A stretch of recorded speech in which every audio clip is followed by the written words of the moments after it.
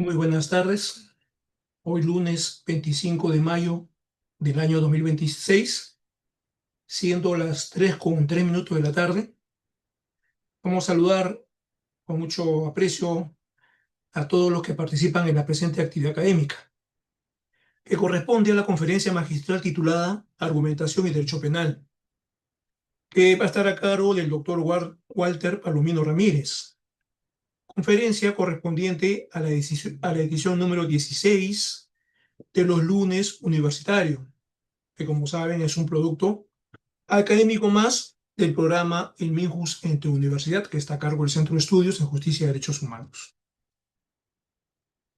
Esta importante conferencia, como hemos dicho, va a estar a cargo del doctor Walter Palomino, quien es especialista en cumplimiento normativo y en derecho penal de la empresa, con más de 10 años de experiencia en litigios legales y graduado con honores en la Pontificia Universidad Católica del Perú.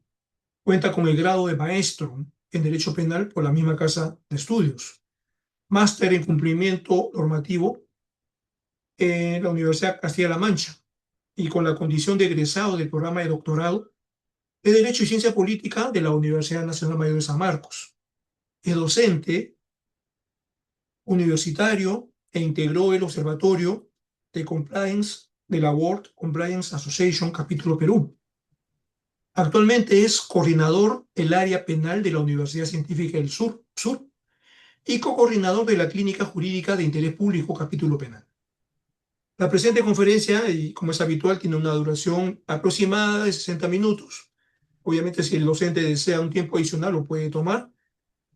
Y luego habrá una parte para las preguntas que el público desee realizar. Entonces, sin más, vamos ya a dejar en el uso de la palabra al doctor Walter Palomino para el inicio de su conferencia. Doctor Palomino, adelante, por favor. Estimado Rosadío, muchísimas gracias.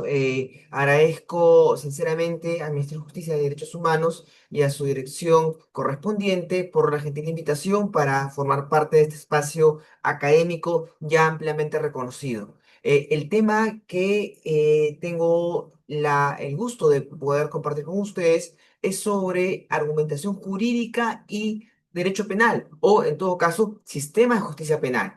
Para este propósito, y con la finalidad, evidentemente, de que las ideas puedan quedar claramente fijadas para todos y todas, voy a compartir algunas diapositivas que puedan acompañarme durante el marco de la exposición. Entonces, con vuestra autorización, estimados doctores, colegas, paso a compartir las diapositivas correspondientes.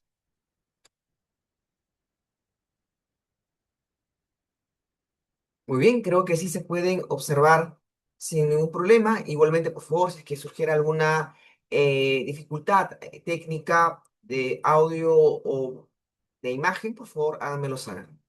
Todo está correcto, doctor. Muchísimas gracias, estimado doctor. Muy bien, entonces vamos a lo que nos compete y lo que ha sido o es el eje central de esta interacción académica.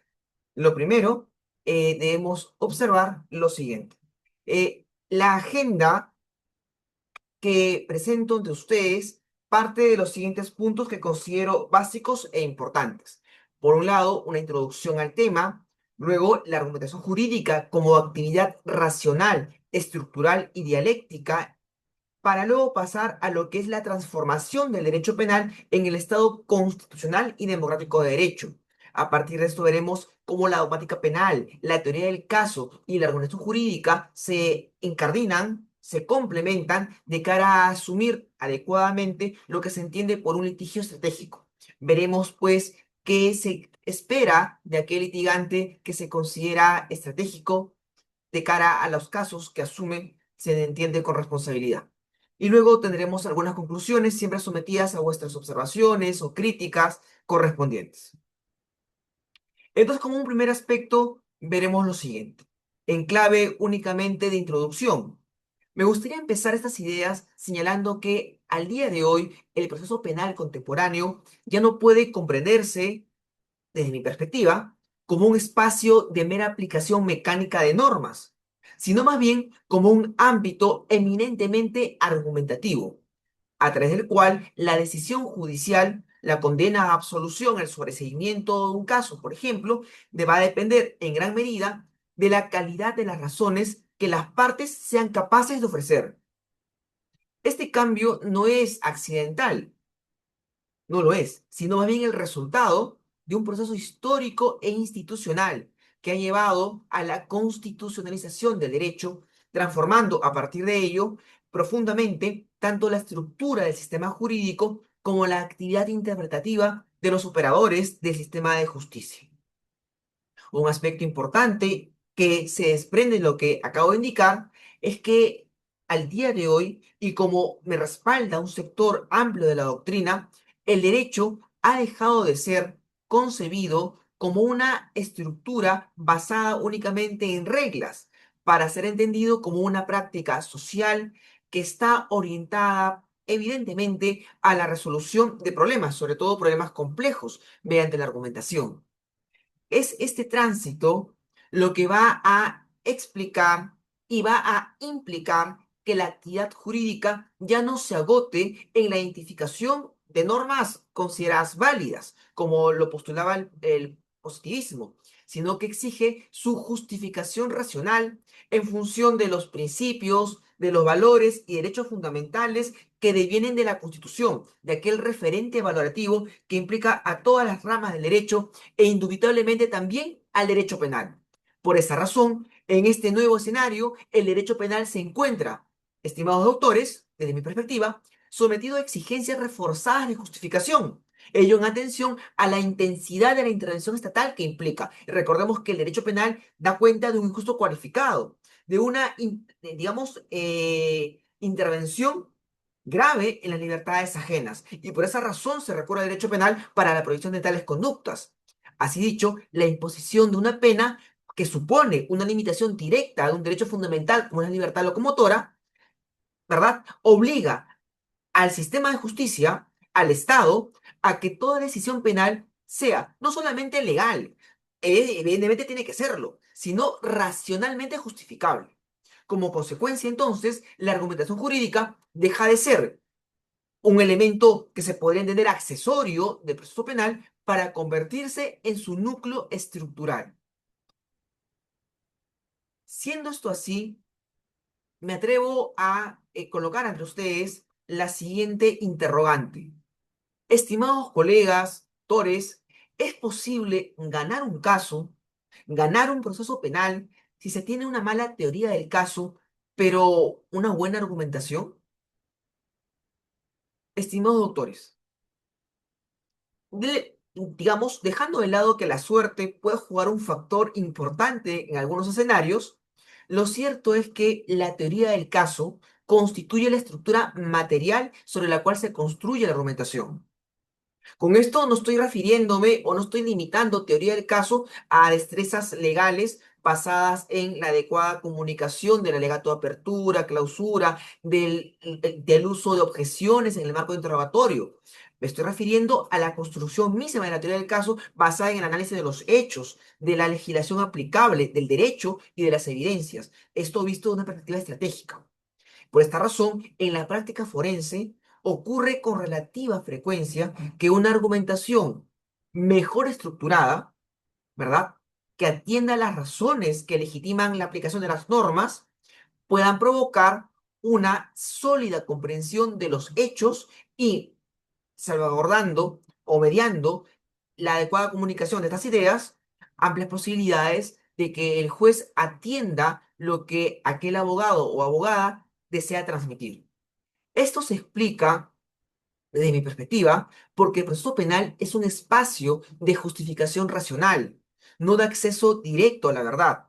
El juez, como sabemos, y quienes defienden la verdad formal y la diferencia de la verdad histórico-material, que yo no lo hago, para mí hay una única verdad, pero en todo caso, quienes participan de esta idea siempre alegan algo que es medianamente cierto, ¿no? Que el juez no conoce los hechos, no sabe cómo ocurrieron, no estuvo en el lugar, tampoco el fiscal, sino que el juez llega a conocer esto a través de las narraciones argumentadas por los litigantes.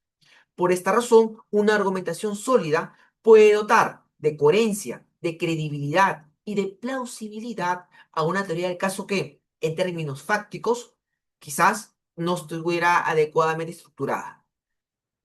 Siendo esto así, en el marco de un modelo del Estado constitucional y democrático de derecho que impregna el proceso penal, la argumentación jurídica no debería servir para encubrir deficiencias estratégicas de la defensa o de los abogados. No hablamos aquí de retórica, sino de argumentación. Por esta razón, la argumentación jurídica debería viabilizar la estructura racional de la verdad que se propone, de la versión de los hechos que defiende una de las partes y que se entiende que es la real. La legitimidad del sistema, en consecuencia, exige que la mejor argumentación sea aquella que mejor se corresponda con los hechos y, por supuesto, con las diversas reglas jurídicas, principios y valores. Cuando en el contexto de las clases universitarias que brindo, alguna vez algún estudiante me ha preguntado si en el proceso penal es válido mentir, si es que se puede, por ejemplo, un abogado podría crear evidencia. Eso, sin perjuicio de que sea un acto evidentemente delictivo, fraude procesal, por ejemplo, va a dar cuenta del déficit de conocimiento y de práctica de aquel abogado o abogada. Lo que se debe hacer es emplear el conocimiento jurídico que tenemos para poder, sobre esa base, comunicarlo de la mejor manera al juzgador para que, sobre la base de los hechos, del derecho y de las evidencias que se proponen, pues se tome la mejor determinación que tiene que ser aquella que venza los argumentos de la contraparte. Bajo esta perspectiva, en mi exposición, yo parto de una idea central, y es la siguiente. La idea de la cual parto yo es, y aquí lo coloco en pantalla, es que la argumentación jurídica es la herramienta fundamental para comunicar la dogmática penal del caso al juez a través de la construcción de la teoría del caso y en consecuencia es un instrumento para lograr una decisión en clave de probabilidades altamente favorable en el contexto del proceso. En otras palabras, la eficacia del litigio penal no va a depender únicamente del dominio conceptual de la dogmática, que por sí es la base, me parece, sino luego de la capacidad de transformarla en un discurso racional, estructurado y persuasivo. Pero aquí no quiero que nuevamente se me malinterprete. También en el contexto de las clases universitarias, algunas veces formulo esta pregunta, ¿no? ¿Qué es más importante, si la teoría o la práctica? Algunos estudiantes, siempre atentos a las preguntas, responden casi de forma mecánica que es la práctica, ¿no? Pero ¿cómo se podría tener una buena práctica ahí donde se desconoce lo que se hace? ¿Cómo se podría, por ejemplo, jugar ajedrez si no conocemos las reglas de aquel juego? Tenemos que conocer las reglas. Por esa razón, una base teórica sólidamente constituida va a poder provocar que en el contexto de la práctica legal, esa teoría se transforme en argumentos jurídicos válidos y persuasivos para poder litigar y ganar casos. Para el desarrollo de estas ideas, mi exposición se va a articular en cuatro aspectos. Por un lado, la naturaleza jurídica de la argumentación como práctica racional, la transformación luego del derecho penal en el marco del Estado constitucional, el carácter argumentativo de la dogmática penal, especialmente a través de la imputación objetiva y el riesgo permitido, y luego, finalmente, la teoría del caso como expresión práctica de la argumentación en el litigio estratégico. Empecemos entonces por lo primero, la argumentación jurídica como actividad racional, estructural y dialéctica. Estimados colegas, la argumentación jurídica, desde mi perspectiva, en su sentido más básico, consiste en la formulación de razones dirigidas a justificar una conclusión. Sin embargo, esta definición solo, creo, capta parcialmente su complejidad, pues la argumentación no se limita a una estructura lógica interna, sino que forma parte de una práctica social en la que los sujetos intercambian razones con el objetivo de defender o cuestionar determinadas posiciones. En tal sentido, la argumentación jurídica, me parece, posee una doble dimensión.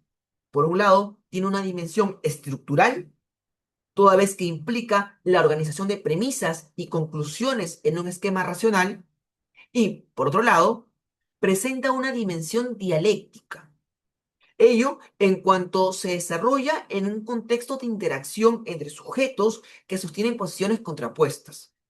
Es esta segunda posición o dimensión particularmente relevante en el contexto del proceso penal, pues como sabemos, en el marco del proceso penal existen partes que tienen intereses contrapuestos, ¿verdad? Por un lado, el representante del Ministerio Público que va a buscar acreditar de forma objetiva, debería hacerlo, su posición respecto de la posible responsabilidad penal de un individuo, y de otro lado, aquella persona considerada un imputado que va a buscar más bien dar cuenta de una hipótesis alternativa frente a la tesis incriminatoria de la fiscalía, o en su defecto, pues podrá negar los hechos, ¿verdad? En ese marco.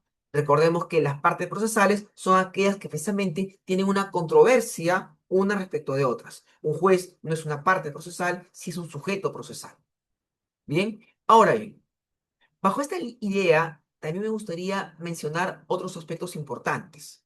Y es que, si profundizamos un poco, la argumentación jurídica se enmarca en lo que puede denominarse, en lo que podríamos denominar un espacio para la formulación de razones.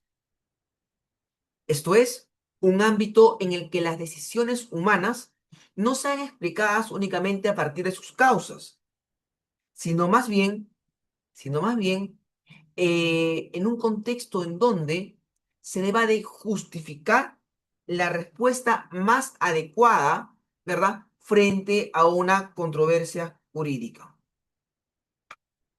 Esto implica que los operadores jurídicos ofrezcan razones que puedan ser evaluadas por otros en términos de corrección, coherencia y plausibilidad. En pocas palabras, la argumentación jurídica no es una actividad arbitraria, sino una práctica racional sujeto a criterios de validez.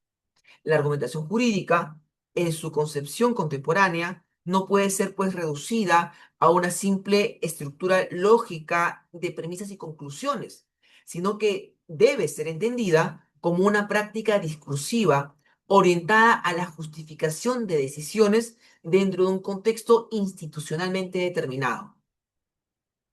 En esta línea, la teoría actual ha enfatizado, ha enfatizado que el derecho no es tanto un objeto de conocimiento, sino una actividad que se desarrolla en el espacio de la toma de decisiones y de explicación de las razones, donde las decisiones deben ser justificadas frente a un auditorio racional. Este enfoque se encuentra estrechamente vinculado con el surgimiento de las corrientes pospositivistas que cuestionan la rigidez del positivismo jurídico y proponen una concepción del derecho en donde las reglas, principios y valores coexisten en un mismo plano normativo. Así pues, como indica un sector de especialistas, el derecho contemporáneo tiene que ser concebido como una práctica en la que la argumentación cumple una función central en la construcción de la decisión jurídica.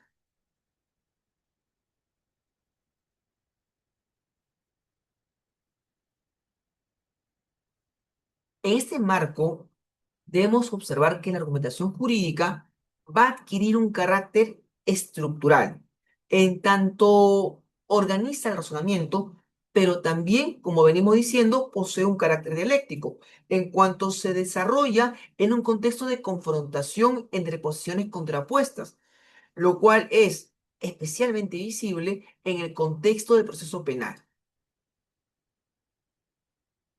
Este carácter racional de la argumentación jurídica se manifiesta con especial intensidad en el derecho penal. Y esto es así toda vez que la necesidad de justificar la decisión se va a encontrar reforzada por la gravedad de las consecuencias que ésta implica. El derecho penal es la única rama del derecho que puede, pues, afectar la libertad de un ciudadano. No existe ninguna otra rama del derecho que pueda hacer aquello o que pueda provocar esto.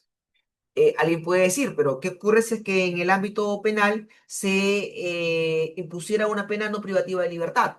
sino una distinta, limitativa o restrictiva de derechos, ¿no? Días multa, por ejemplo, una inhabilitación. Bueno, estimados doctores, esta idea que además también se ha empleado para cuestionar aspectos vinculados a la responsabilidad penal de personas jurídicas, ¿no? Donde se dice siempre que las personas jurídicas no pueden ir a prisión, por tanto es un sinsentido hablar de responsabilidad penal de empresas.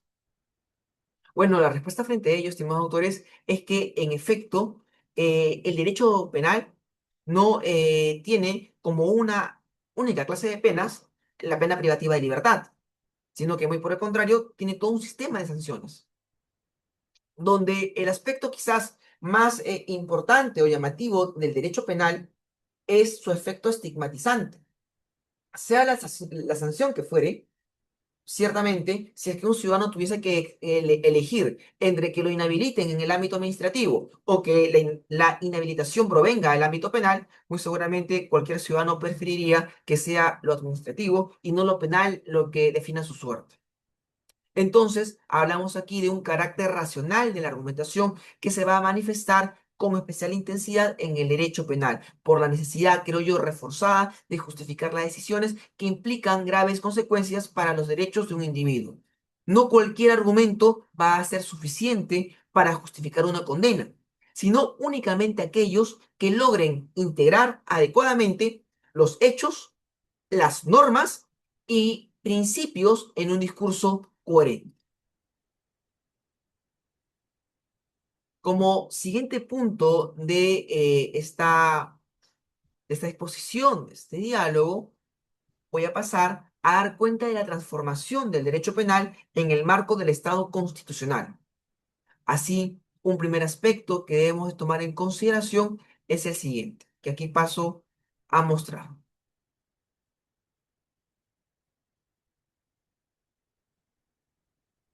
Si hablamos de Estado constitucional, esto nos lleva ya a un cambio de paradigma, ¿verdad? Que para todos los que les gusta el derecho constitucional, y a mí también me gusta, no creo que podría haber penalista que viva desconectado de las exigencias de la Constitución y de su estudio. Bueno, la transformación más significativa del derecho contemporáneo es indiscutiblemente su constitucionalización, que implica la preponderancia de la Constitución como norma jurídica suprema y la incorporación de principios y derechos fundamentales en todas las ramas de derecho. Este proceso ha dado lugar a lo que la doctrina denomina como neoconstitucionalismo, caracterizado pues por la vinculación entre derecho y moral, cierta vinculación, cierta base moral para la construcción del sistema jurídico, pero no su confusión, así también como la expansión del control constitucional sobre la actividad estatal. Eso también va a implicar un control, por supuesto, del ejercicio de la aplicación del derecho penal. En este modelo, el derecho ya no se compone exclusivamente de reglas, sino también de principios, que actúan como mandatos de optimización, cuya aplicación depende de procesos de ponderación y argumentación. Esto, como se podrá notar, supone una ruptura con el paradigma positivista, que había concebido el derecho como un sistema cerrado, basado en criterios formales de validez, ¿no? La regla de la correspondencia para asumir a partir de esto la validez del derecho positivo. En tal sentido, el derecho penal contemporáneo solamente puede ser comprendido a partir de este proceso de constitucionalización del ordenamiento jurídico. Este proceso va a implicar la transformación del sistema normativo, pasando de un modelo basado en la primacía de la ley a un modelo en que la Constitución ocupa el lugar central. La Constitución, bajo este criterio, como se sabe, deja de ser un documento político para convertirse en una norma jurídica con fuerza vinculante que proyecta sus efectos sobre el sistema jurídico. Este cambio de paradigma, a su vez, Torres, tiene consecuencias profundas para el derecho penal. En primer lugar, supone pues la incorporación de principios y valores constitucionales en la interpretación y aplicación de las normas penales. Dicho sea de paso, hay un texto que creo yo imprescindible que da cuenta de estos temas, que es el del profesor Iván Montoya, ¿no? Un material bastante importante que espero que pueda ser objeto de consulta. En segundo lugar, exige que toda intervención penal sea compatible con los derechos fundamentales. Y finalmente, va a implicar que la decisión judicial debe justificarse no solamente en términos de legalidad formal, sino también, y creo yo principalmente, de racionalidad y legitimidad. Desde esta perspectiva, el derecho penal ya no puede ser entendido como un sistema cerrado de reglas, sino más bien como una práctica normativa abierta en el que las decisiones se construyen a través de la argumentación. Aquí una pregunta que podríamos formularnos y que paso a hacerla para todos ustedes es la siguiente. El derecho debería entenderse así las cosas ya en este punto como una práctica argumentativa. ¿Tendrá sentido comprender al derecho ahora como una práctica argumentativa o deberá ser o debería ser otra la concepción acerca del mismo? ¿Qué piensan ustedes, estimados autores? Igualmente estoy atento si es que a través del buzón de mensajes o por donde ustedes lo estimen más adecuado, de repente en el marco de la discusión también, si sea el uso del micrófono, encantado de poder hablar con ustedes, se pueda establecer lo propio, ¿no?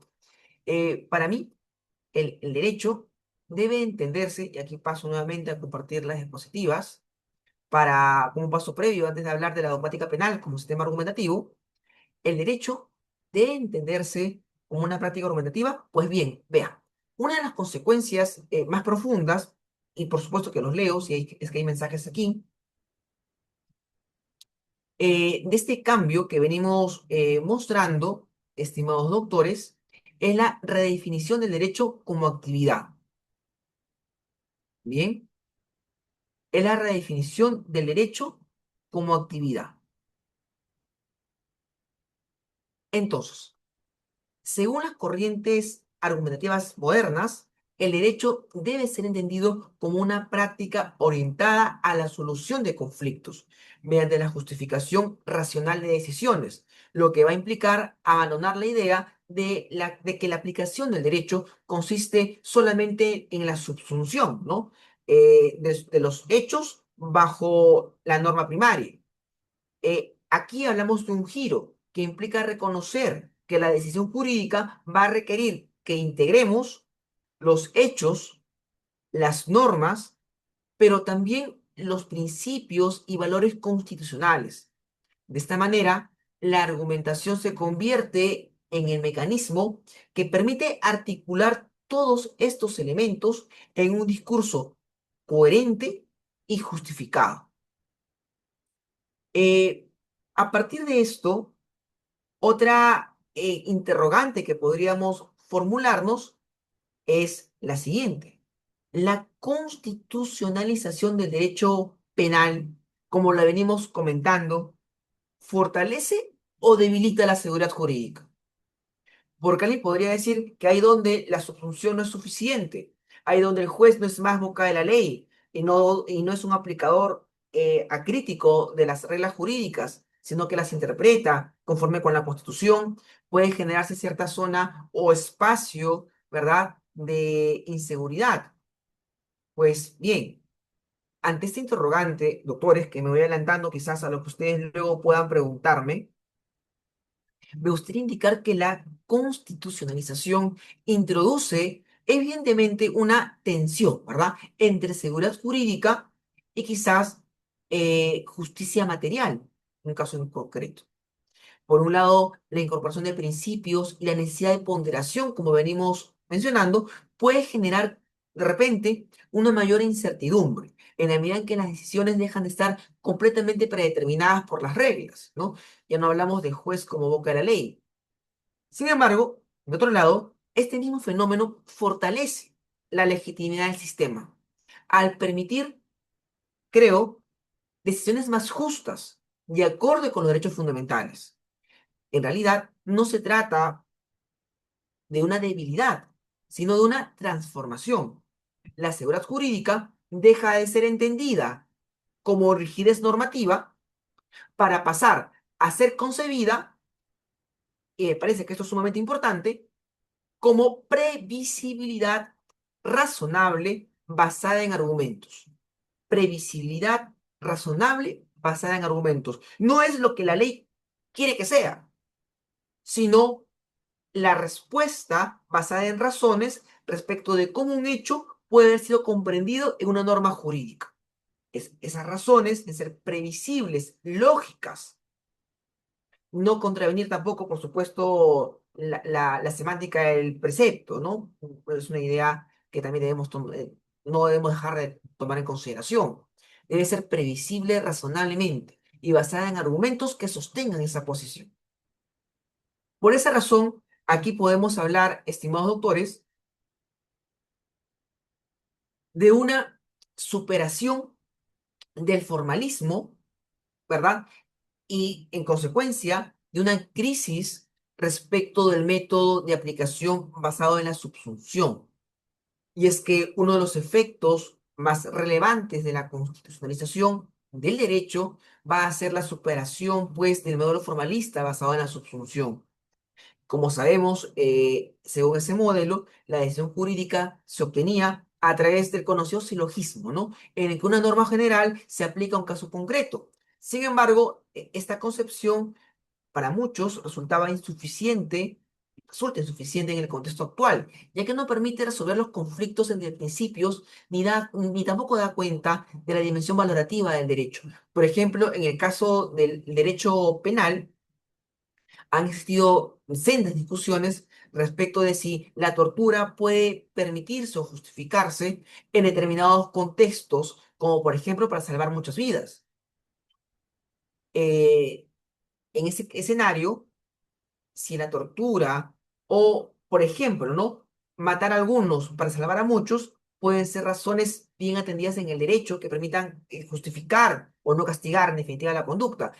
Los casos de manual son, por ejemplo, aquellos donde un avión ha sido secuestrado y está a punto de ser impactado, ese avión dirigido de forma deliberada por quienes son los secuestradores en contra de una torre, de un espacio donde existan muchas personas.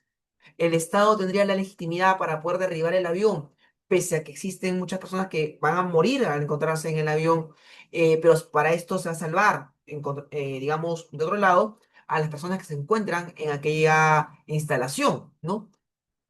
Esto será viable, podría ser jurídicamente permitido o justificado. Contextos como ese o casos de esta complejidad no se van a solucionar, pues, únicamente a través del método subsuntivo. Tendremos que ponderar y quizás también establecer escenarios o límites a lo que eh, podríamos establecer límites incluso a lo que podemos entender como ponderar. En consecuencia, como señala la doctrina, la presencia de principios obliga a abandonar la lógica estrictamente deductiva y adoptar más bien formas de razonamiento como la ponderación, que permiten resolver conflictos normativos mediante la atribución de pesos a los distintos valores en juego. En el ámbito penal, en el ámbito penal, esta insuficiencia del método subsuntivo se hace evidente toda vez que la simple adecuación de un hecho al tenor literal de un tipo penal no debería bastar para afirmar su relevancia jurídica. Y esto nos lleva también quizás a un replanteamiento de la aplicación de la teoría del delito en nuestro país. Por ejemplo, ¿no? Por mucho tiempo, el actuar en cumplimiento de un deber, el cumplir, por ejemplo, un mandato legal, o también el ejercicio legítimo de un derecho, han sido entendidos como supuestos de causas de justificación, que se evalúan a nivel de la antijuridicidad. Sin embargo, me parece que la idea de que aquel ciudadano que realiza legítimamente un derecho podría provocar un acto típico, pero justificado, o que aquel funcionario público que cumple su deber, un policía, por ejemplo, ¿no? Que cumpliendo su deber hace uso de la fuerza, su actuación sería típica de lesiones, por ejemplo, pero justificada por el rol institucional que del cual realiza, me parece una idea que no comprende a la teoría del delito bajo los estándares actuales, en donde la tipicidad no es ya solamente la lectura del precepto legal y la evaluación de los hechos, sino que más bien existen criterios normativos de imputación y detrás de esto, ponderaciones. Por esta razón, aquí el comportamiento constituye un riesgo que debe evaluarse en función de su carácter aprobado o desaprobado, permitido o no. Si es que este riesgo permitido tiene relevancia jurídica por poner en riesgo o lesionar bienes jurídicos, y si la intención, y si la intención estatal además resulta proporcional. Solamente bajo este constructo de criterios podría, creo yo, entenderse cómo es que actualmente se puede aplicar en casos complejos el derecho penal siempre en correspondencia con las reglas dogmáticas que buscan su racionalidad y a su vez con el referente valorativo de la Constitución. Estas exigencias muestran entonces que la aplicación del derecho penal no puede reducirse a una operación lógica, sino que requiere un proceso argumentativo complejo que integre elementos normativos, valorativos y fácticos. Y sobre esta base pasamos a la pregunta que creo que es fundamental ahora mismo. ¿La dogmática penal es realmente necesaria en el litigio o basta con una buena estrategia retórica? ¿Es suficiente saber expresar algunas ideas, así no se hable de derecho en un caso penal?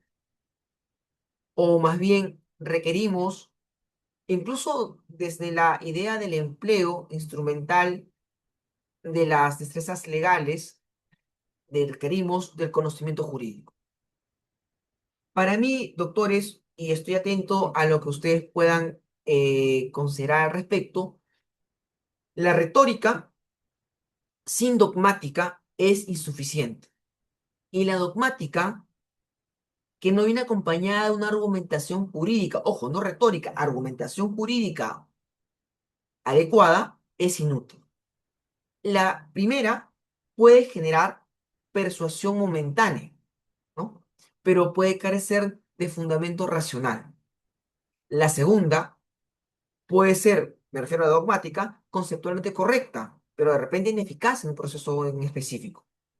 La dogmática penal, qué duda cabe, proporciona las categorías que permiten delimitar el alcance del derecho penal, la tipicidad, la imputación objetiva a través de la teoría moderna de la imputación objetiva o de la creación de conductas típicas, el riesgo permitido, bien.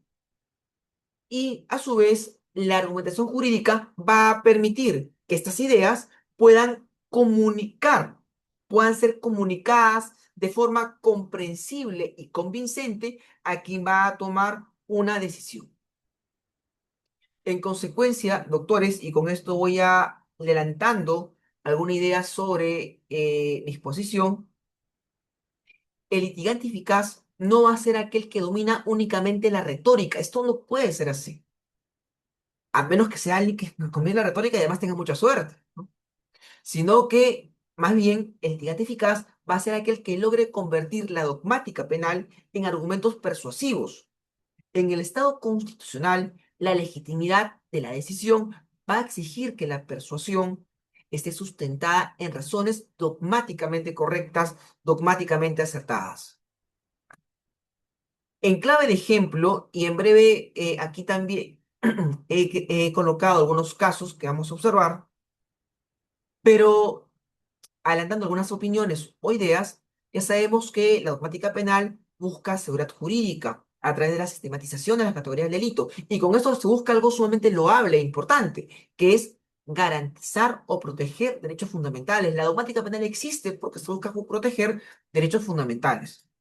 Sin dogmática penal, lo único que tendríamos en el texto del Código Penal del 91 es lo siguiente, que son delitos y faltas las acciones u omisiones dolosas o culposas penadas por ley. Doctores, esta definición sin dogmática penal será suficiente para poder establecer en un caso en concreto, más aún si es complejo, si la conducta era típica si era antijurídica, si era culpable, punible en su oportunidad, si es que estamos realmente ante un delito. Este conjunto de términos que están regulados en el artículo 11 del Código Penal será suficiente para poder responder esas dudas, si alguien actuó o no en legítima defensa, si actuó justificadamente en general. Me parece que es insuficiente. Y más bien la dogmática penal va a ser, pues, la ciencia cuyo método está orientado a la comprensión y determinación del contenido del delito. La ley penal no define esto a cabalidad, y está bien que no lo haga. Será tarea de nosotros, como expertos en la materia penal, desarrollarlos.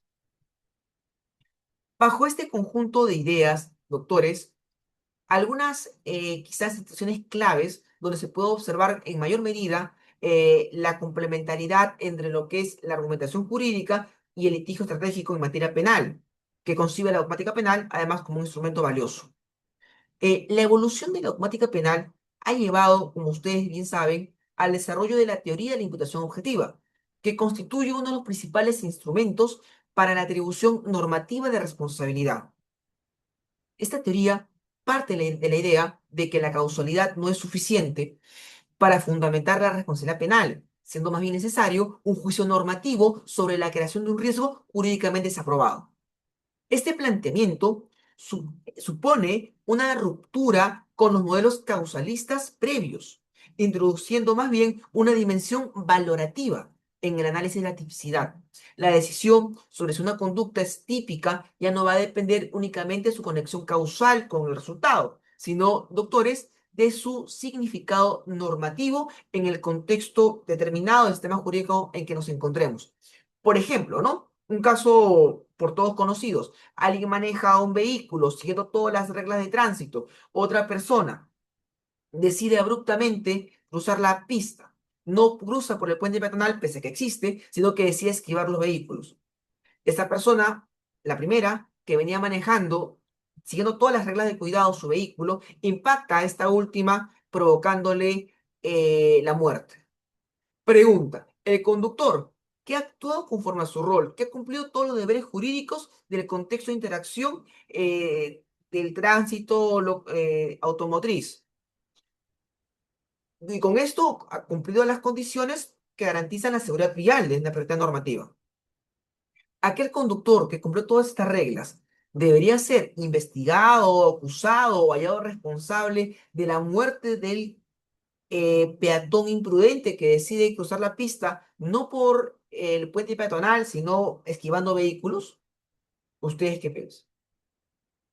Creo que todos podríamos concluir en un absoluto no.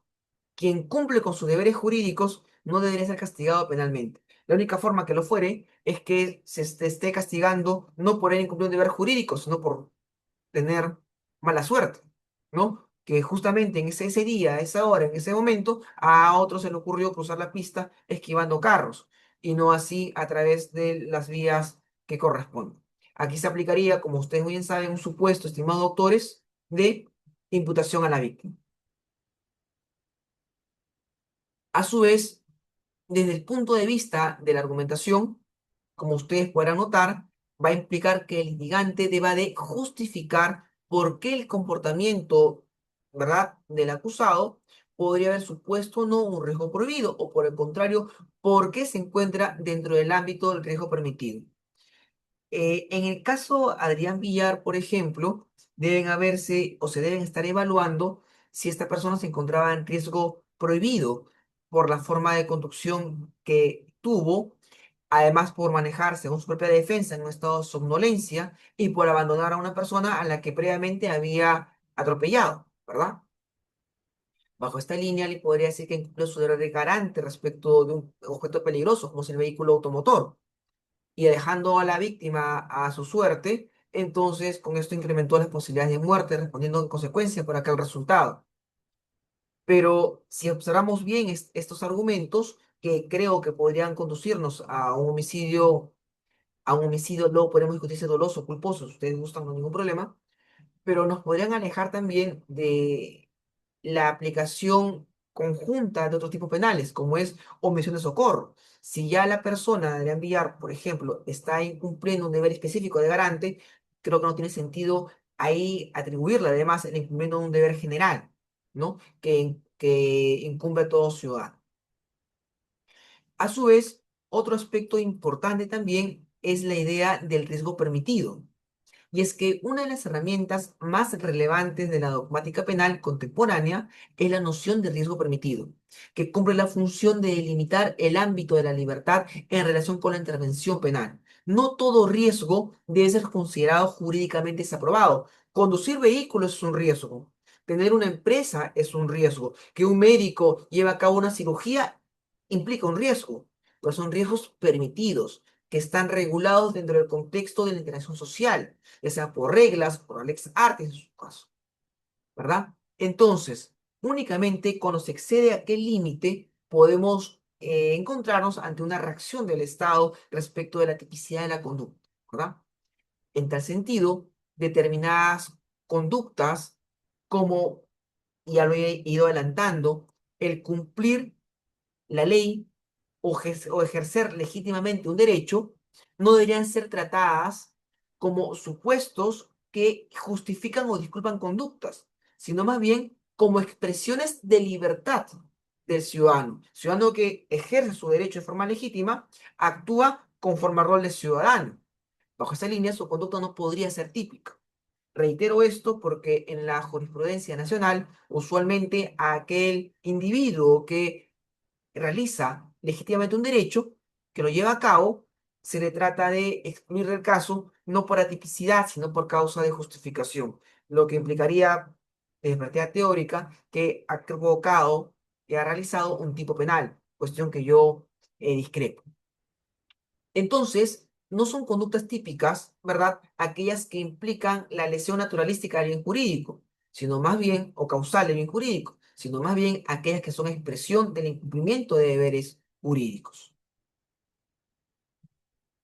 Si la dogmática penal es importante y si es que la argumentación jurídica puede viabilizar la mejor aplicación del derecho, lo podemos ver en casos emblemáticos, como por ejemplo el caso Yantumala. En el caso de Untomala, como se sabe, tuvo una condena de 15 años de privación de la libertad a razón de los aportes de campaña que habría recibido en el año 2006, en el año 2011, y que llevó a la fiscalía a atribuirle la supuesta realización del delito de lavado de activos. En este caso, el tribunal señaló en su oportunidad que estaba probado más allá de toda duda razonable la actividad criminal previa respecto de aportes de campaña del 2006 y del 2011, y que también se consideraba probado que dichos recursos, esto es el dinero, ingresaron al patrimonio del Partido Nacionalista y también de Ollantumala y Nayin Heredia. No obstante, es verdad también que a partir de esta resolución se pueden ver aspectos discutibles. ¿Qué aspectos problemáticos, por ejemplo? Para poder litigar un caso como este, tendría que saberse argumentar cuál es la actividad criminal fuente, cuál es el delito fuente. A su vez, tendría que poderse determinar si el señor Ollantumala o la señora Nayin Heredia conocían de la proveniencia criminal de aquellos activos y si sobre esa base de conocimiento transformaron, convirtieron, ocultaron aquello. Si es que esto no se estableciera, ¿podría sostenerse legítimamente una decisión condenatoria? Pues yo creo que no. Sin embargo, vean ustedes, doctores, que en este caso el tribunal termina por ofrecer algunos argumentos que creo no explican suficientemente la noción de delito fuente, ni sobre todo el tema del dolo. El profesor Raúl Parión Arana, hace algún tiempo, escribió un artículo al respecto, ¿no? Un ensayo al respecto, donde da cuenta de que el tribunal que condena al señor Ollantumala no se basa en la teoría del dolo que conocemos como mecanismo, ¿verdad? Como mecanismo para atribuir o sostener la tipicidad del hecho, sino que usa otro instrumento. Emplea la llamada ignorancia deliberada, ¿verdad? emplea la ignorancia deliberada, que se caracteriza por la ausencia de representación de la gente, ¿verdad? Esto es que la gente decide voluntariamente no conocer los hechos. La pregunta es, si la ignorancia deliberada implica que la gente se predispone para no conocer los hechos, de forma voluntaria decide esto, por tanto, no ocurre esta representación, doctores, ¿puede haber siquiera dolo eventual sin representación? Por lo menos quienes siguen la teoría psicológico-volitiva del dolo y se entrampan en esta discusión entre dolo eventual y culpa consciente, siempre dan cuenta de que existe representación en el dolo y en la culpa. Pero la diferencia está en que en el dolo eventual la gente va a sentir el resultado y en la culpa consciente la gente no va a querer que esto ocurra, ¿no? Va a confiar razonablemente que podrá evitar el resultado. En el caso del señor Ollantumala, se trató como dolo eventual un supuesto distinto, que es la ignorancia deliberada. Ese será un argumento bien construido para sostener la condena de un ciudadano. Ahí, digamos, me parece, habría algún tema que discutir con mayor profundidad para sostener, pues, la legitimidad de la toma de decisión, lo que implica, o lo que debe haber implicado una adecuada argumentación de parte del tribunal basada en hecho, en el derecho, en los principios y valores del sistema jurídico y, por supuesto, también en las evidencias del caso. Entonces, doctores, ¿qué creen ustedes? ¿Podrían haber sido abogados del señor Ollantumala sin conocer derecho penal y sin poder argumentar al respecto o construir argumentos válidos al respecto? Quizás, otro caso que podría llamarnos la atención es el caso de Alpha Consult. Como sabemos, el caso Alfa Cónsul, por lo menos a nivel de medios de comunicación, fue presentado como el primer caso en el cual se aplicó la ley 30.424. Esto es la ley que castiga de forma autónoma a las personas jurídicas y que muchos creemos que da cuenta de una responsabilidad penal y no de una responsabilidad administrativa, pese a que su etiqueta señala que es administrativo, ¿no? Esa discusión ya la conocemos, muchos han sostenido que es un fraude de etiquetas. Con todo, en esta sentencia se le declara autora a la empresa Alfa Cónsul del delito de lavado de activos. La atribución consiste en que su representante y gerente general habría viabilizado la estructura de la empresa para aprovechar nuestra organización, ¿verdad? Insertar activos maculados y con esto viabilizar la realización de actos de lavado de dinero. La defensa de la empresa manifestó, conforme se puede ver en la resolución que es de público acceso, desde un primer momento, y así lo da cuenta el tribunal, que si hablamos de la responsabilidad penal de personas jurídicas, hablamos de la ley 30.424, no del artículo 105 del Código Penal, sino de la ley 30.424. Por lo tanto, al ser dos regímenes de responsabilidad distintas, la motivación o los argumentos que construye el tribunal para la condena de la empresa no deberían estar en torno a su instrumentalización, que es un criterio propio del artículo 105 de las consecuencias accesorias, sino que debería estar en torno a su propia responsabilidad por defectos de organización, la ausencia de un compliance, por ejemplo, y la instauración en su lugar de una cultura de incumplimiento de la legalidad. Pues bien, sobre esto no se dijo mucho. De ahí, pues, que algunos puedan debatir o cuestionar ciertos aspectos de la resolución, sobre todo ahí donde pareciera que se emplean las reglas jurídicas del artículo 105, esto es un régimen distinto, y se busca aplicar estas reglas en el marco de la ley 30.424, lo cual no sería jurídicamente correcto, ¿no? Y aquí, pues, en estas diapositivas también muestro las críticas de un sector de especialistas peruanos, como el reconocido profesor Carlos Caro y el profesor Andy Carrión, quienes también formulan ciertas observaciones en torno a la toma de decisión. Aquí también, doctores, sin dogmática penal, sin conocimiento del derecho penal, se podría litigar un caso bien como este? Que me parece que no. Vean que el reto está una y otra vez en poder llevar la dogmática penal a su viabilidad o, en todo caso, generar, pues, la aplicabilidad práctica del conocimiento teórico adquirido.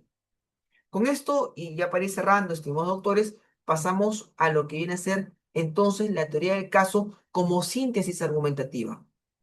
Doctores, con todo lo que venimos viendo, la teoría del caso va a constituir la materialización práctica de la argumentación jurídica en el proceso penal. Lejos de ser una simple narración de hechos, la teoría del caso es una construcción argumentativa que va a integrar hechos, normas y principios en un discurso coherente. Una teoría del caso eficaz debe cumplir varias funciones simultáneamente. En primer lugar, debe ofrecer una explicación clara y consistente de los hechos. En segundo lugar, debe vincular esos hechos con las normas jurídicas aplicables. Y en tercer lugar, debe justificar esa vinculación a partir de principios y criterios valorativos. En tal sentido, la teoría del caso puede entenderse como un argumento complejo en el que la tesis principal, esto es, la responsabilidad o inocencia de una persona, se va a encontrar respaldada por una estructura de razones que incluyen tanto elementos de carácter fáctico como normativos. Doctores, ¿ustedes qué piensan? ¿La teoría del caso será un instrumento orientado a la verdad o solamente a la persuasión? ¿Qué creen ustedes, estimados doctores? ¿La teoría del caso será un instrumento orientado hacia la verdad o únicamente a la persuasión? En realidad, doctores, creo que la pregunta es un poco engañosa. La teoría del caso cumple ambas funciones. Correcto, cumple ambas funciones. Pero no podemos dejar de reconocer que desde la perspectiva de la defensa sobre lo que realmente ocurrió, esta versión de los hechos respecto de lo que la defensa considera que realmente ocurrió también es presentado de una perspectiva u óptica persuasiva.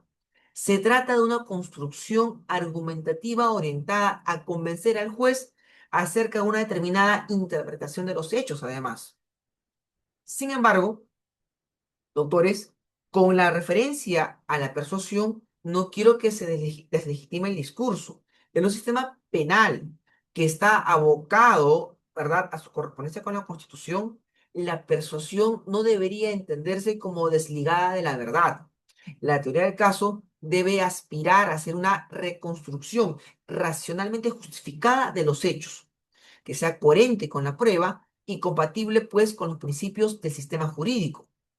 Por tanto, la tensión entre verdad y persuasión no se va a resolver eliminando a la persuasión, sino exigiendo que ésta se construya sobre las bases racionales y verificables. Así las cosas, entonces la teoría del caso, podemos decirlo, se constituye, ¿verdad? O va a dar cuenta eh, de la traducción práctica de la argumentación jurídica en el proceso penal.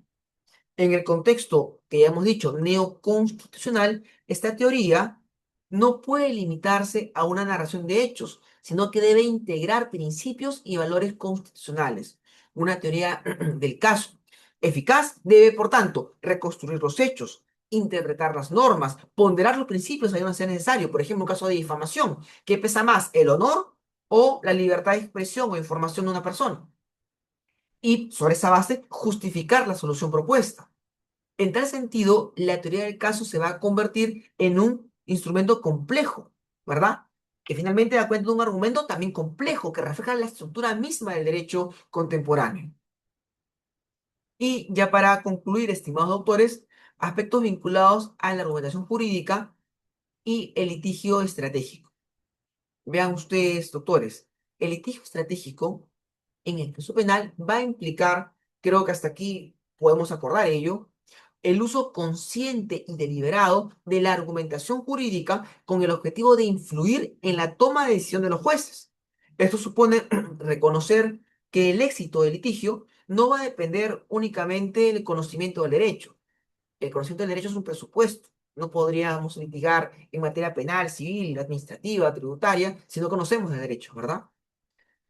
Va a depender del cumplimiento de aquel como un presupuesto, pero sobre todo también de la capacidad de presentar tal conocimiento de forma persuasiva. El litigante estratégico, por tanto, deberá ser capaz de seleccionar los argumentos más relevantes y antes de esto, identificar los puntos claves del caso, articularlos de manera coherente, anticipar las objeciones de la contraparte. En tal contexto, la dogmática penal se convierte en una herramienta al servicio de la argumentación. Y categorías como las que hemos ido observando, la imputación objetiva o el riesgo permitido, no tienen un valor en sí mismas en abstracto, sino únicamente cuando son utilizadas de forma estratégica dentro del proceso penal. El litigante estratégico va a ser aquel que comprenda que el proceso no se va a ganar solamente con hechos o normas, sino con argumentos, lo cual implica seleccionar las categorías dogmáticas relevantes, integrarlas con principios constitucionales y construir sobre esta base un discurso coherente y persuasivo.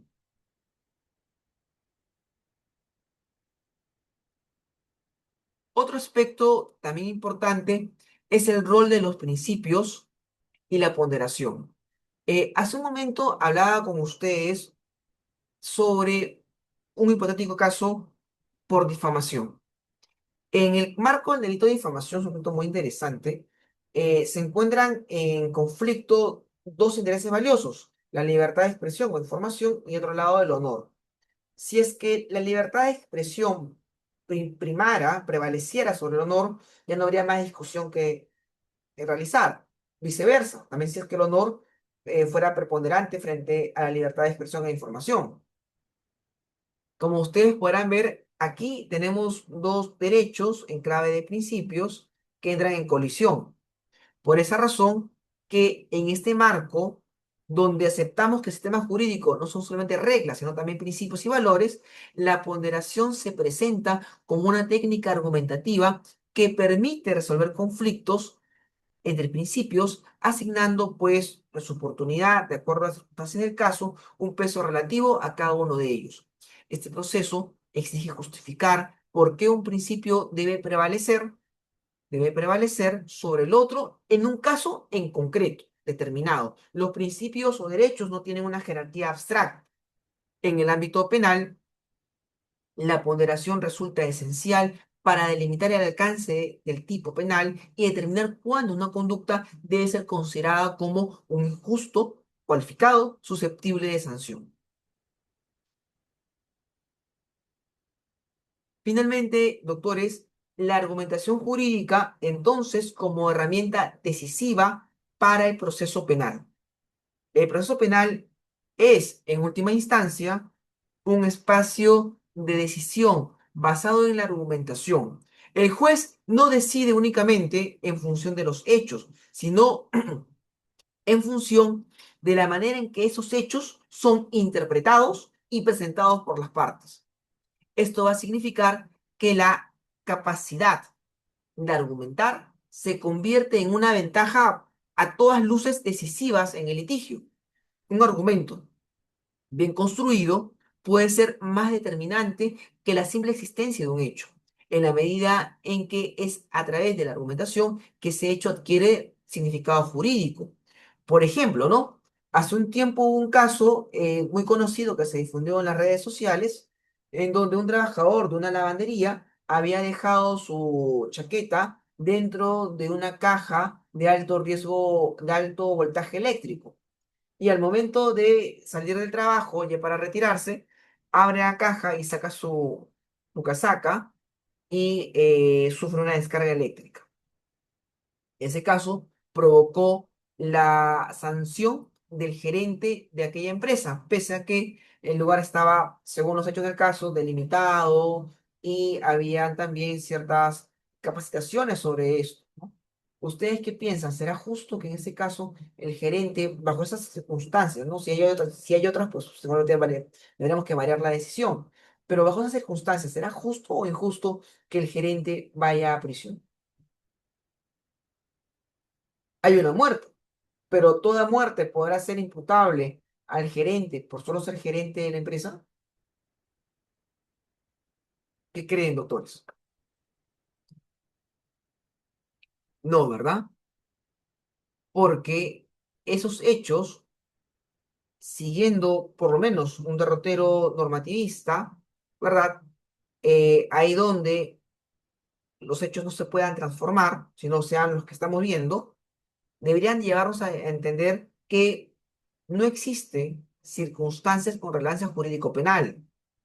En consecuencia, un litigante eficaz tendría que seleccionar los argumentos relevantes y estructurarlos correctamente, coherentemente, y comunicarlos de forma persuasiva, adaptando el contexto del caso.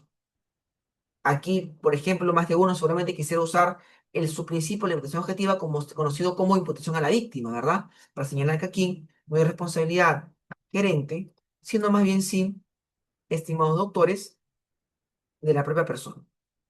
En esta idea, el éxito del proceso penal no dependerá solo de tener razón, sino de hacer visible esa razón a través de la argumentación.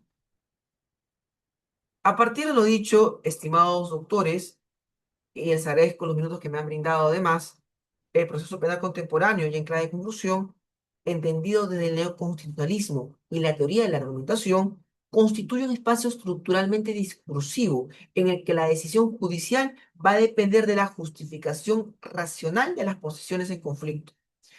Aquí, la dogmática penal, lejos de ser un sistema abstracto, se va a convertir en un conjunto de herramientas argumentativas que solo adquieren eficacia, como ustedes lo han visto, cuando son adecuadas, reitero, adecuadamente integradas en una teoría del caso. En este contexto, la argumentación jurídica no solo comunica el derecho, sino que lo construye y legitima, ¿no?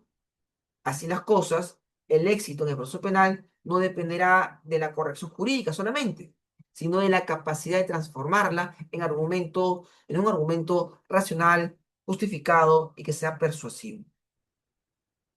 Por último, doctores, en el marco de un Estado constitucional de derecho, puede afirmarse que el derecho penal ya no se aplica a partir de criterios subsuntivos, ¿no? Sino que debemos emplear también ponderaciones y que todo esto va a implicar que se argumente. Y que será precisamente en esa argumentación donde se decida el resultado del proceso, conforme a los casos que hemos visto y en los cuales hemos expuesto a modo de ejemplo. Doctores, estoy inmensamente agradecido por este espacio de discusión jurídica.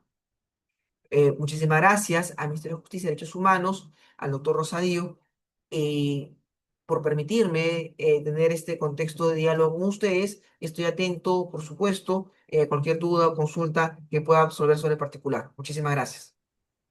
Doctor Palomino, realmente ha sido una excelente conferencia, así lo están señalando los mismos participantes. Eh, Tenemos algunas preguntas que nos han llegado.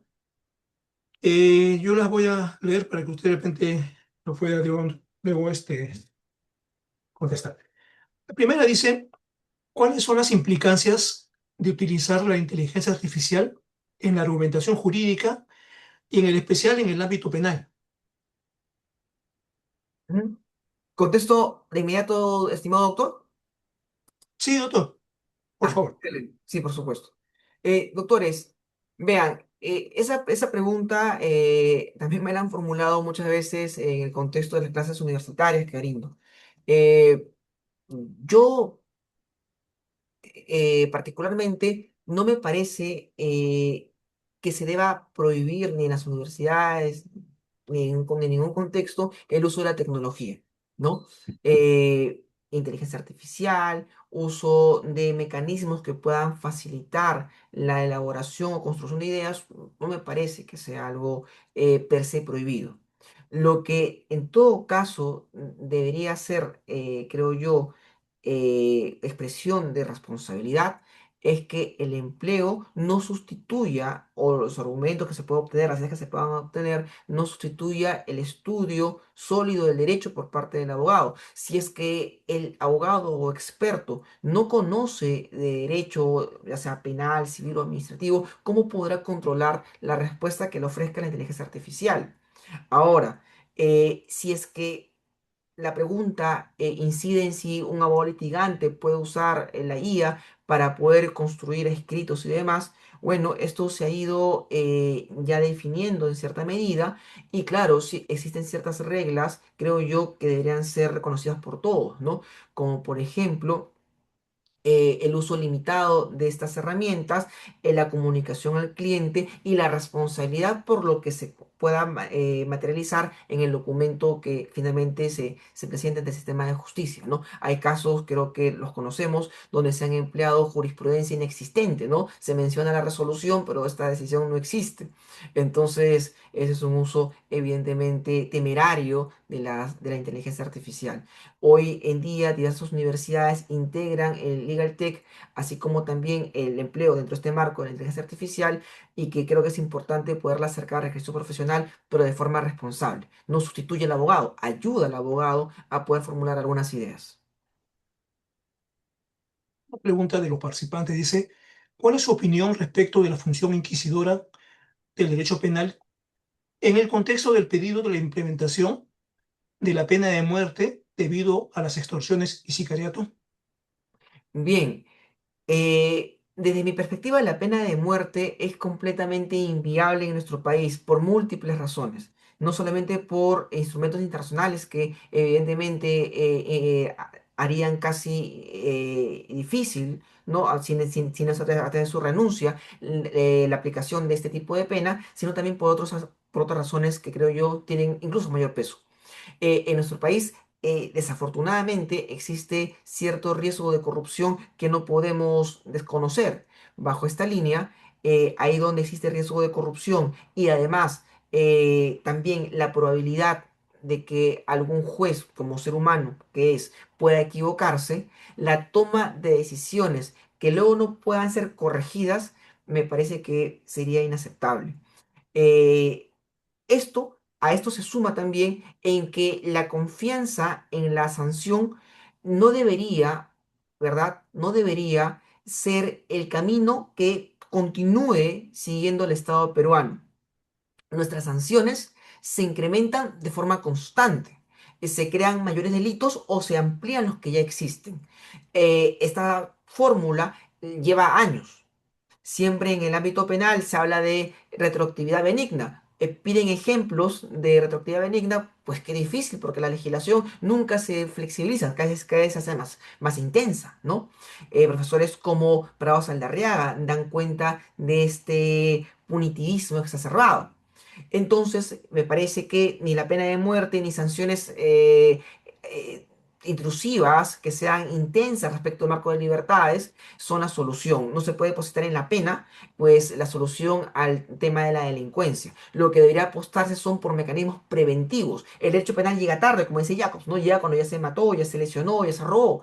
Apostemos no por un mecanismo reactivo, sino por mecanismos preventivos basados en fortalecer las instituciones, la logística de las mismas, la capacitación y sobre todo en reducir el riesgo de corrupción, que creo que puede ser uno de los principales problemas que genera ahora que incluso en contextos donde se sabe quiénes podrían ser los responsables o dónde se encuentran los puntos donde se cometen actos delictivos, estos escenarios principalmente no sean adecuadamente gestionados por el Estado, ¿no?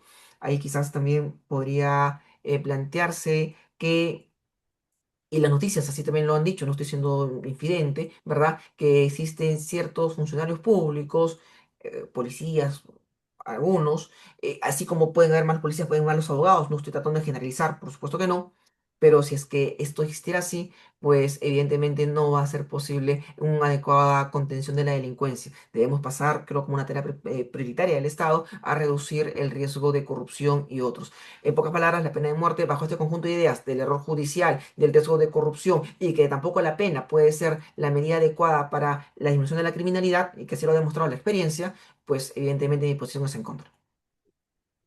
Doctor, la siguiente dice, sobre la ignorancia deliberada, ¿cómo es posible que el tribunal haya tomado una decisión condenatoria en base a una institución jurídica no contemplada en nuestro ordenamiento? Si en derecho penal se basa en el sine lege, sine pena. Sí, aquí viene un punto importante de discusión, ¿no? Algunos consideran que la ignorancia deliberada podría entenderse como un supuesto de dolo eventual. Sin embargo, quienes construyen el dolo eventual desde la idea de representación, ¿verdad? Del posible resultado y su sentimiento, por ejemplo, el doctor Raúl Parión, así lo ha expresado en un artículo, da cuenta de que la ignorancia deliberada va en un sentido opuesto, donde no hay representación. Más bien la persona ha evitado toda representación sobre el posible resultado. Bajo esta línea, hay quienes consideran que la ignorancia deliberada no podría ser de recibo dentro de una construcción del dolo como conocimiento y voluntad. Ahora, pueden haber otras formas de poder viabilizar la adecuada atribución de una conducta como dolosa. Pues habría que construir las ideas, ¿no? Tenemos teorías cognitivas de dolo, tenemos teorías normativas de dolo. Si es que pese a esto y los argumentos racionales que se puedan esbozar al respecto, no es posible acreditar que una persona conoció o que debía conocer, ¿verdad? Sobre la presencia delictiva de a ciertos activos, pues ya argumentar en esa línea podría no ser en todo caso lo más adecuado. Siguiente pregunta, doctor, dice, eh, la teoría de la ignorancia deliberada también fue aplicada al jugador Lionel Messi para liberarlo de la imputación por delitos tributarios, ya que su padre era el encargado de hacer los trámites ante la respectiva entidad tributaria o fiscal. Ahora, en el caso de Ollanta, sí podría ser aplicado. No podría afirmarse que Humala solo estaba dedicado a hacer campañas políticas o electorales o ejercer la presidencia. Bien, aquí nuevamente pasamos por establecer si consideramos que la ignorancia deliberada puede ser un supuesto de dolo eventual, ¿no? La pregunta, creo yo, nos merece una respuesta un poco más amplia. Si nos circunscribimos a las fechas en las cuales fueron las elecciones políticas en aquel momento, quizás deberíamos preguntarnos si en aquellos años 2006 y 2011, ¿verdad? Eh, las personas, ciudadanos, políticos y demás, conocían que la empresa Odebrecht se encontraba envuelta en un escenario de corrupción y que por tanto sus activos eran maculados. Si la respuesta fuera negativa, y en esa época difícilmente se podría haber sostenido que Odebrecht o cualquier otra empresa de esa naturaleza se encontraba involucrada en actos de corrupción, pues en mayor medida será muy difícil sostener ya sea el conocimiento respecto de la procedencia delictiva de los activos maculados o en todo caso sería difícil sostener la exigencia de un deber de conocer, ¿no? Transformar, digámoslo así, el conjunto de indicios de la forma en que se entregó el dinero para luego a partir de esto sostener que la forma de entrega y la cantidad es igual al conocimiento, podría implicar una argumentación que salte ciertos pasos lógicos, ¿no? Por esta razón, creo yo que la respuesta debe venir primero sobre la teoría que consideremos acertada respecto del dolo y lo otro, un aspecto vinculado a los hechos, si es que en esa época Odebrecht estaba sometida a alguna investigación, si es que era posible siquiera conocer su implicancia en actos de corrupción, si es que así hubiese ocurrido. Doctor, nos preguntan si existen límites de la argumentación jurídica en el ámbito penal. Lo que pasa es que en el derecho penal, como toda rama del derecho, se debe a la Constitución. Entonces, se entenderá que todo argumento jurídico tiene que sostenerse siempre desde su correspondencia con la Constitución. Un primer límite, por ejemplo, de toda argumentación va a ser entonces que ésta guarde sintonía con el referente valorativo de la Constitución. Otros aspectos, y en el ámbito concretamente penal, a partir incluso de la introducción de la teoría del caso, va a ser pues exposición, digamos, razonable de los hechos del caso, del derecho aplicable. Si es que estamos aplicando un precepto legal contrario a la lógica, contrario a la semántica del precepto y además de forma contraria a los valores que implican el sistema penal, por supuesto que ese argumento no va a poder ser de recibo. Doctor, es una de las últimas preguntas. Nos hacen una siguiente. ¿Qué se requiere para construir una buena argumentación jurídica en el ámbito penal? Mi doctor, muchísimas gracias. Lo que se debe requerir es evidentemente el conocimiento del derecho. Esto es el presupuesto. A partir de esto, el conocimiento del derecho, los hechos del caso, las normas aplicables, tenemos que construir argumentos que puedan guardar correspondencia además con el referente valorativo de la Constitución. Esta presentación íntegra del caso, sus circunstancias fácticas, jurídicas y probatorias, van a dar cuenta además de la construcción de argumentos que permitan la persuasión legítima y ética del juzgador. Y solamente así podremos decir que estamos formulando argumentos válidos, ya sea en función de su coherencia también interna y externa. Doctor, una pregunta ya creo de concepto final de un participante nos dice, doctor, respecto al de terrorismo urbano, ¿deberíamos solo tener la figura del terrorismo, ya que el actuar delincuencial es el mismo? ¿Qué pena deberíamos darles a los delincuentes terroristas? Bien, al respecto, siempre el delito de terrorismo es interpretado no solamente desde una perspectiva normativa en función del texto de la ley o del precepto legal, sino que también teológicamente se la ha vinculado con lo que es una orientación ideológica hacia la toma del poder, razón por la cual muy posiblemente el terrorismo, y además hubo una sentencia del TC que también daba cuenta de ello, eh, al comprender un conjunto de conductas realmente graves, por orientadas a la toma del poder y a derrocar el sistema democrático constitucionalmente instaurado, ese precepto quizás no pueda ser, bajo estas líneas de interpretación, ¿verdad? Una que comprenda los hechos que estamos observando de violencia, de ciertos hechos violentos asociados a actos de sicariato, extorsión y demás. Por esa razón es que seguramente se buscó crear un tipo penal que contemple la gravedad de los hechos, pero que prescinda de este elemento ideológico, ¿no? Otros consideran que los delitos que ya hemos mantenido en el Código Penal desde hace bastante tiempo podrían haber sido suficientes para poder atender los casos. Sin embargo, el legislador tomó otra idea y generó pues un delito que no lleva el nombre de terrorismo urbano, sino delincuencia sistemática, me parece, y que busca atender estas formas graves en clave de peligro, ¿verdad? En clave de peligro, no esperando la lesión de bienes jurídicos para su adecuada represión. Si es que los tipos penales eran suficientes antes o si se necesitaba crear un nuevo tipo penal, creo que esto sería nuevamente abrir una discusión respecto de si necesitamos mayores o menores reglas jurídicas, cuando en realidad creo yo lo que necesitamos es apostar por un mejor mecanismo de prevención de actos delictivos fueran cuales sean. Bien, doctor, le agradecemos realmente su participación. Ha sido muy didáctica la conferencia y así lo están expresando los participantes, incluso los que nos acompañan del exterior. Tenemos muchos participantes de otros países que nos siguen, digamos, en estas conferencias, a los cuales pues agradecemos también a ellos. Bien, entonces hemos llegado ya a la parte final. Nuevamente agradecer al doctor Walter Parlopino Ramírez por esta importante conferencia sobre argumentación y derecho penal. Y hacerle una cordial invitación pues, para que nos siga acompañando en las siguientes sesiones de los universitarios. Es un tema, digamos, penal y sobre todo el tema de la argumentación jurídica, creo que es un tema bastante solicitado para los que nos siguen. A los participantes también agradecerles, tenemos más de 675 que nos están acompañando hoy. Invitarlos a la siguiente conferencia que empieza a las 5 sobre los requisitos de validez del acto administrativo. Entonces, sin más, ya nos despedimos y hasta más tarde. Muchas gracias y hasta la próxima.